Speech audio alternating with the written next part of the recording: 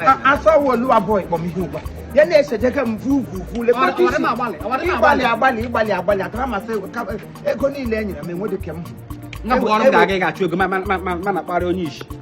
Ipogam nefu.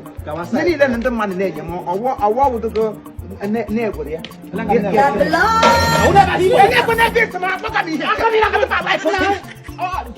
Joel, you drag me too much. You drag me. He got from Jesus Christ. I don't like money from Vuvu. You talk too much. You talk too much. I don't like you. You got a damn clear. No, all of Jericho, Drano, flat. Whatever I'm back again. Yeah. He done Chief Imo.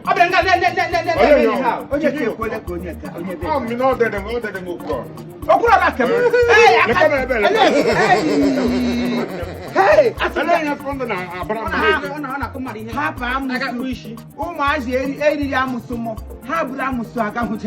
why you took me anyhow? You took me here. He took me around. Baba shop. Because Chief Imo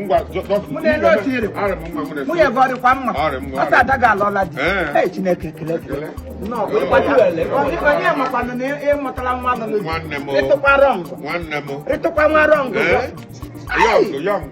I would see her all. I would. You want to get me again? No, I'm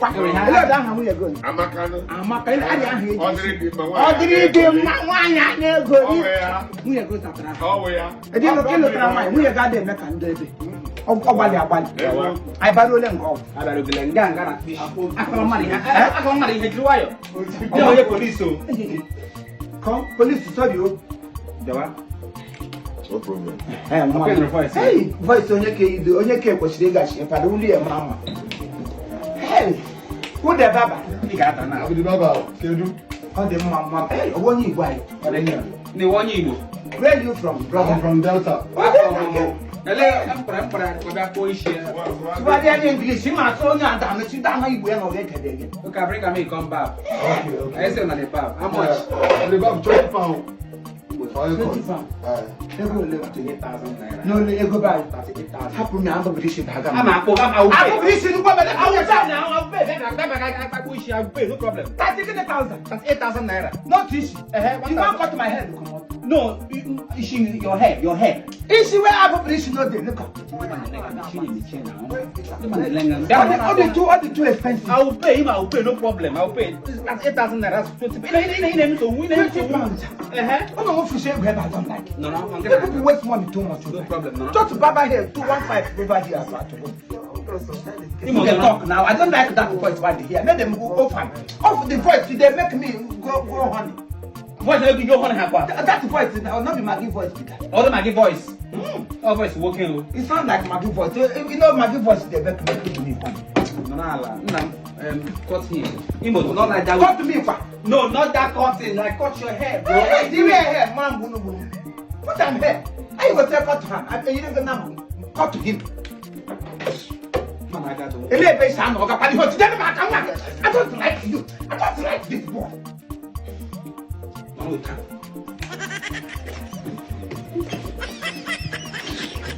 Before we leave. Okay, about it. I like to watch and I like to go to care with your care. Okay, they told me no one. I don't know about something that I know what I will do. It's okay, not again. No. Few minutes later. We'll do that. Look what comes on. Only a mission of the party, only I can not. I let them get to look at me. I like what they directed to my earbud. Can I transfer for you, bro? Okay, how much is it? Transfer. 20 pounds. Hold on, stay there now. I'm a langa. I'll let must take it. You fall. Hold on now. I told me the mammy in your saying, how about my two way? Let's go. 25. Thank you very much. If we really know bank, the minute thank you very much. It's just at 8,000. 38,000 or if we got 38,000 I'm going to tell you to talk about. He get a family. No, it's just at 8,000. Just to get for that. Just to get for that. Some you talk too much. This boy, you talk too much. Sorry. I hate you. When you ever sorry, after you don't collect money, you remember sorry. If you sorry me now, Makachuku, you go sorry forever. Sorry to you.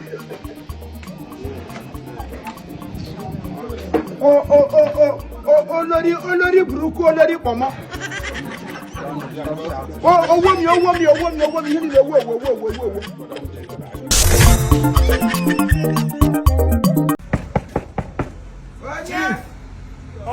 Junior. Oh, Junior, you don't come. Yes, so. Yeah.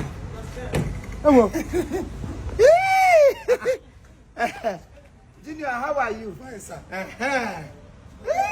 I'll give you a minute. We have again, become one. And we invitation, they send the lamb. Invitation, I want to hear the Sorry, and the question go. You too like teaching. Mamma, you because you're master, I need that. That's a master, not sent to Gregory Amibo. Lay here, go Patrambico. When we invitation, no madam, you will send the lamb, then on a UK. Me now, and when Aqua has a cake, I start lunch here. They may go Patasha. Umada, Amibo, Daughters Association, UK and Europe. Europe, where? Europe, one day, Europe, where did you do? UK, oh, European. I say inauguration and launching of uniform. Okay. Come on. My uniform. Team, you want team Amibo Widows Empowerment. Ngako kadro church abashala. Amibo Widows Empowerment. Amibo Widows Empowerment. Eli hopota no dibo. Empowerment wo nde umwa yisimpe. Actually may empower. Ye ha palliative. Ye hi kikina kwanne. Yes. Ye ha palliative kwanne. Palliative. I want the papa. So you teach it too much. Sorry. Eli ya teach an palliative na plantation me people. Oh to pam. Sorry. Apam se palliative gelu. Ati ma like continue mo kiti. Makatine ken na kemuna gitere mo titingo gwam. Ntipogoshi. Ntiere go batano. Ntiara go batana amibo you to batanga. Ha bogelelu. Keep pocket magaga run. Eli how that ga meneshu. Eli sa na me. Also Saturday 25th May. 25th May no one of one na UK ebu. Eli venue. Venue ya go Gobden Hotel. 166 Hagley Road, Birmingham, United Kingdom. The closer nearer place, Birmingham International Airport. Or nearer the address to the venue to the launching of the inauguration to Widow. Yes. Chineke no nye bere ibaliala. Ke last year ha mere ihem jiri rio tem ya mam na igate me.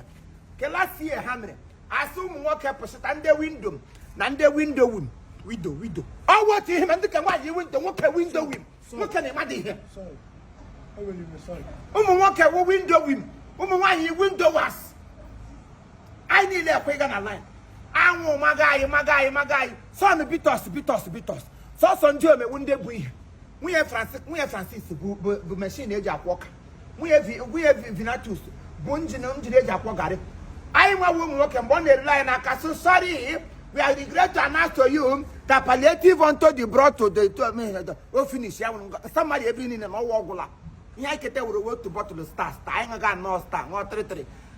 Me would I allow my one day book of she. Kete equally empowerment. Here, I can win. I won't window time. Yeah, we are going to widow now. I want him. I want to hear.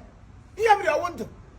Nga wakete ke muye mekete ya bapo window ke wan ke muye mgo ba adona mu we black ke ya ma ga yite white si aga ngwa ezra hodo ma buti ha o tine shemi gba gi ba kat mebecha zabachi he woril gi buru onu umu wan yi tro ntala na o ga ariro na mma onye ọbụla bụ nwa afọ ama Igbo ma ndị nwoke ma ndị nwa His Royal Highness kwa eze ama Igbo ga-anọkwa nga ha Her Royal Majesty nwunye ya wugwu eze ga-anọkwa di ma gị nne m kwana onye kpọrọ m ihe ma gị iwu nwunye anyị nwaanyị iwu dị inauguration committee chairperson ya wụ Margaret onye wodo mele ya ha nna ji owo m le down down ị ga-ahụ m ga-edere ọsọ ahụ ya nọ down down Margaret ahụ ya nọ ngụ iwu anụ ọzọ ịga dị sukunu onye ghara ihe edere nga mụ na onwe m na-ada ahụcha ụzọ Okay. So Margaret, oh my God. Oh, team, mama, bidio. Sorry. Ị ga-ala ka show. Ekwara m Igbo gbakọrọ m na akụ. Election kwa 25 ka na-eme. 25th. Onye ọbụla bụ nwa afọ ama Igbo ma nwoke ma nwaanyị bịanụ tikọta aka ka anyị lọnchara ụmụada anyị akwa ha.